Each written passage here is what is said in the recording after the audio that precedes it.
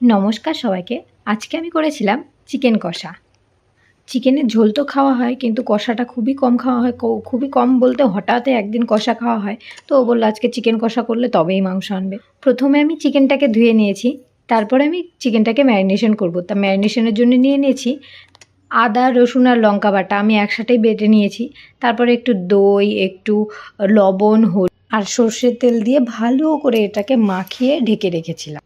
একদম ভালো করে যাতে মশলাগুলো সবগুলোর সাথে লেগে যায় সেইভাবে মাখতে হবে। এরপরে কড়াইতে তেল দিয়ে দিয়েছিলাম আর ফোড়নে দিয়েছিলাম একটু জিরে, তেজপাতা আর গোটা গরম মশলা। ফোড়নে দিয়ে সেই ফোড়নটাকে ভালো করে নেড়ে চেড়ে তার মধ্যে আমি পেঁয়াজ কুচি দিয়ে দিয়েছিলাম। পেঁয়াজ কুচি দিয়ে পেঁয়াজটাকে ভালো করে ভাজতে হবে, কিন্তু একদম পোড়া পোড়া না।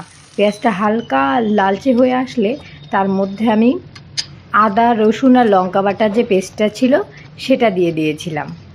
আদা রসুনের পেস্টটা দেওয়ার পরে একটু ভালো করে নেড়ে চেড়ে ভেজে নিয়ে তার মধ্যে লবণ, হলুদ, জিরে গুঁড়ো আর ধনে গুঁড়ো দিয়ে একটু সামান্য জল দিয়ে মশলাটাকে ভালো করে ভেজে নিতে হবে।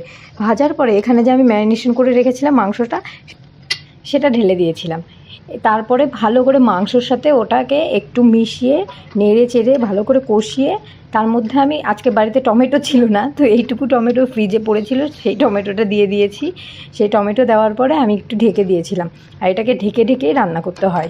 ঢেকে দিয়ে তারপরে আমি কিছুক্ষণ রাখার পরে ঢাকাটা আবার খুলে ভালো করে দেখেছিলাম যে মাংসটা সিদ্ধ হয়েছে কিনা।